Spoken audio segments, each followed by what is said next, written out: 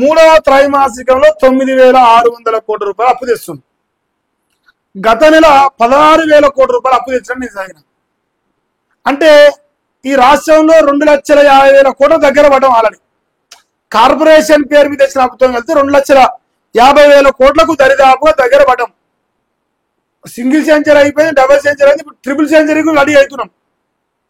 కానీ మనం అనుకోవాల్సింది ఏంటంటే, అరే సెంచరీలు కొడుతున్నాం బాగానే ఉన్నది, అప్పు తెస్తుండడం బాగానే ఉన్నది, కేసీఆర్ కంటే 10 రూపాయలు ఎక్కువ తెస్తుండడం బాగానే ఉంది. మరి నిన్న మాట దాకా రేవంత్ రెడ్డి నన్ను చెప్పులు ఎత్తుకుపోయి దొంగ లెక్క చూస్తున్నారు, నా ఇంటి ముందరికి రాణిస్తలేరు, అప్పు ఉడతలేదని చెప్పిండు. అప్పు ఉడతనే అని చెప్పిన రేవంత్ రెడ్డికి ప్రజలకు ఇచ్చిన 6 గ్యారెంటీలకు, ప్రజలకు ఇచ్చిన హామీలకు పైసలు ఉడతలేవు. కానీ అప్పు తెచ్చుకొని ఏం చేస్తున్నావు పైసలు అనేది అర్థం కావట్లేదు. 2,50,000 కోట్లు అప్పు తెచ్చిండు. అభివృద్ధి సున్నా, డెవలప్మెంట్ సున్నా, పథకాలు సున్నా. మరి ఈ రాష్ట్ర ప్రజలు ట్యాక్సులు కట్టిన అప్పు అంటారు, ట్యాక్సులు కట్టిన బడ్జెట్ 3,00,000 కోట్లు వచ్చింది. ఆ 3,00,000 కోట్లు 2 టర్ములు వచ్చింది. ఇటు పోతే 2,500,000 కోట్ల అప్పు అయింది. మరి దాదాపు 7-8 లక్షల కోట్ల బడ్జెట్ ఏమంటారుగా ముందర కోని పెట్టుకొని పచ్చడి అంటారుగా పచ్చడి మెతుకులు వేసుకున్నట్టు ఆ పైసలు ఎక్కడ పోతున్నాయి, ఆ నిధులు ఎక్కడ పోతున్నాయి, తెచ్చిన అప్పులు ఎక్కడ పోతున్నాయి, ఏం అభివృద్ధి చేసినావు? అరే అప్పులేమో కేసీఆర్ తెచ్చినప్పుడు 2,80,000 కోట్లు ఉంది. మరి కేసీఆర్ 2,80,000 కోట్లకే నీళ్ళు ఇచ్చిండు, కరెంట్ ఇచ్చిండు, పెన్షన్లు ఇచ్చిండు, రైతు బంధు ఇచ్చిండు, రుణమాఫీ ఇన్ని చేసిండు. ఇంకో ఇది పొడుగుంది చాలా భారతం.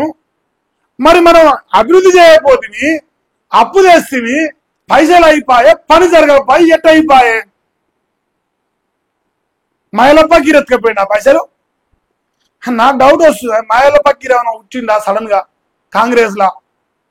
ఎటు పోతున్నాయి, ఎటు మాయమవుతున్నాయి ఆ పైసలు? ఇక ఇప్పుడు ఈ రాష్ట్రంలో తెలంగాణ రాష్ట్ర ప్రజలకు కాంగ్రెస్ పార్టీ సర్కారు 1,16,000 కోట్ల రూపాయలు మనకు బాకీ పడ్డది. 1,16,000 కోట్ల రూపాయలు మనం తెచ్చిన అప్పు ఎంత? 2,50,000 కోట్లు. 1,16,000 కోట్లలో సగం పైసలు పెడితే లేదు 42%, 43% పైసలు పెడితేనే ఈ పాటికి మనకు రైతు బంధు 19,000 వస్తుండే, రుణమాఫీ వస్తుండే, ఇంకా జైలు లెక్క వేసుకొచ్చారు. సన్నదానం 1,200 బాకీ, వ్యవసాయ కూలీలకు 1,320 రూపాయలు బాకీ, చేయుత పింఛన్లు 18,470 బాకీ, కళ్యాణ లక్ష్మి శాతం వరకు 1,725 మందికి కోట్ల రూపాయలు. సారీ ఎన్ని కోట్ల? మహాలక్ష్మి కింద మహిళలకు ఆ 10,000 కోట్ల 10,450 కోట్లు, యువతకు స్కూటీల పేరు మీద 7,100 కోట్లు, విద్యా భరోసా కార్డు 4,500 కోట్లు, ఆటో డ్రైవర్లకు 840 కోట్లు, అమరుల కుటుంబాలకు సాయం 330 కోట్లు. మొత్తం పథకాల బాకీలు 81,719 కోట్ల రూపాయలు. ఈ పైసలు ఈజీగా ఇట్లా అయిపోతుండే అప్పు. అంటే మనం తెచ్చిన అప్పు పైసలకి వెళ్ళి కట్టుకున్నా ఈ పథకాలు వస్తుండే. కానీ మరి పథకాలు రాలే, కానీ పైసలు లేవు. అప్పు మాత్రం తెచ్చింది. ఏమైంది? దొంగకాకి ఎత్తుకెళ్ళిపోయింది. ఎక్కడ ఎత్తుకెళ్ళిపోయింది మనకు తెలియదు, అది మనకు తెలియదు, ఆ జోడే తెలియదు. ఇంకో ప్రభుత్వం చెల్లించాలి బకాయిలు, కాంట్రాక్టర్ల బిల్లులు 10,000 కోట్లు, ఫీజు రియంబర్స్మెంట్ 10,000 కోట్లు, ఉద్యోగుల రిటైర్మెంట్ బెనిఫిట్స్ ఇతరత్ర 8,000 కోట్లు, ఆరోగ్యశ్రీ బకాయిలు 1,300 కోట్లు, సర్దుబాటు బిల్లు 7,000 కోట్లు, 5,200 కోట్లు, మొత్తం బకాయిలు 35,000 కోట్లు. అంతా కలిపితే 1,16,000 కోట్లు పథకాలు ఇతర వర్గాల బకాయిలకు ఈ రాష్ట్ర ప్రభుత్వం చెల్లించాల్సింది. అంటే రేవంత్ రెడ్డి తెచ్చిన 2,50,000 కోట్లు దాదాపుగా ఆ అప్పులకు వెళ్ళే కట్టొచ్చు అన్ని. ఇంకా మళ్ళగా మనం డెవలప్మెంట్ ఫండ్స్, మనం ఇచ్చిన 3,00,000 కోట్ల బడ్జెట్ ఇదంతా అవసరం లేదు.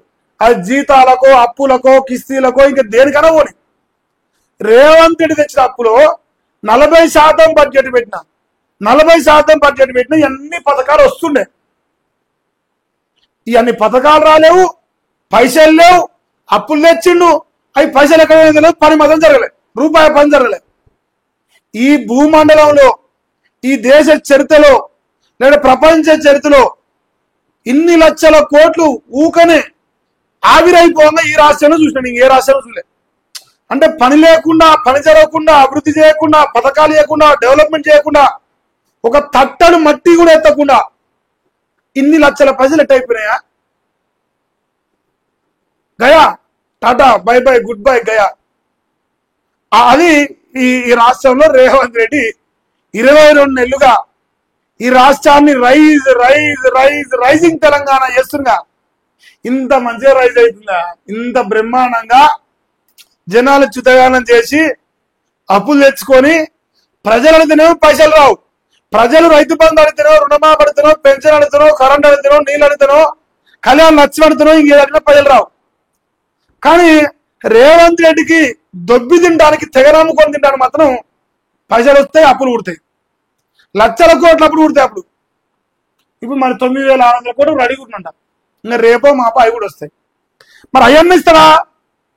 ఎటు పోదో తెలియదు. పైసలు అప్పు మాత్రం తెస్తాడు, పని మాత్రం జరగదు. ఇదే 22 నెలలుగా ఈ రాష్ట్రం జరుగుతున్నది. ఇంత మించి ఇంకేం లేదా? ఇది మొత్తం లెక్క మొత్తం వేసుకొచ్చింది. వీళ్ళని తక్కువలా